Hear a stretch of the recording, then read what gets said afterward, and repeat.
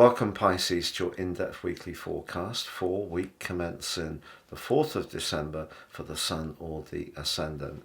This week begins with Venus moving into the sign of Scorpio.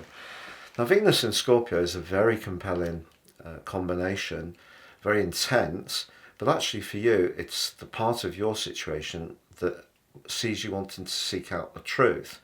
If you have had something of a fling with someone recently and it's been really spicy, now you want to know if you can meet through your minds or your appreciation of, going out and exploring life more rather than just that more physical spark. But also Venus moves into a great link with Saturn in your sign by Tuesday, which goes on for the rest of the week. So if you do feel that there is that sort of growing togetherness, it could really bind you together in a very special way. Also Neptune, your ruler, has been in a long retrograde, 22.5 weeks. That goes direct this week. That's very helpful. Tuesday does see a quarter moon in your opposite sign. It suggests that work, you may have to flex a bit. You're pretty good at that because you are a mutable sign. You're very sensitive. Sometimes you will adjust because you know that that's just people. You have to work around them a little bit. There could be a little bit of that.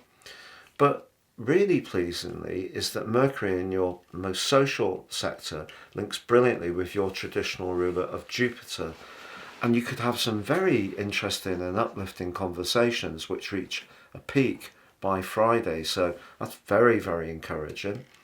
And also this week still sees the Sun and Mars in the 10th house, which Mars particularly is giving you a greater sense of assertiveness, and particularly at work.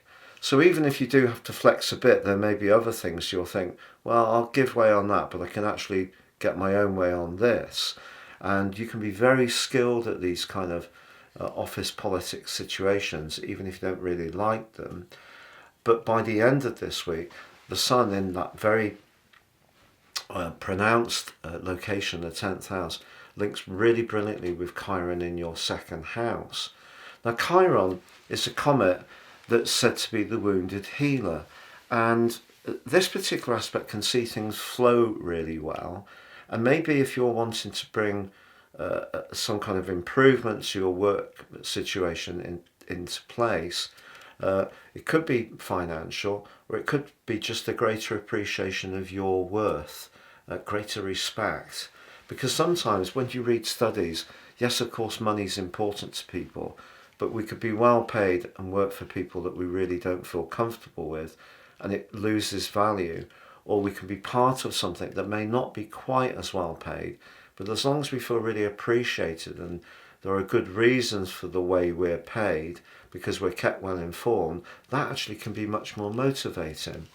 But Chiron suggests in a way that you could also give someone some very good advice, and that advice may be on their career or their financial situation.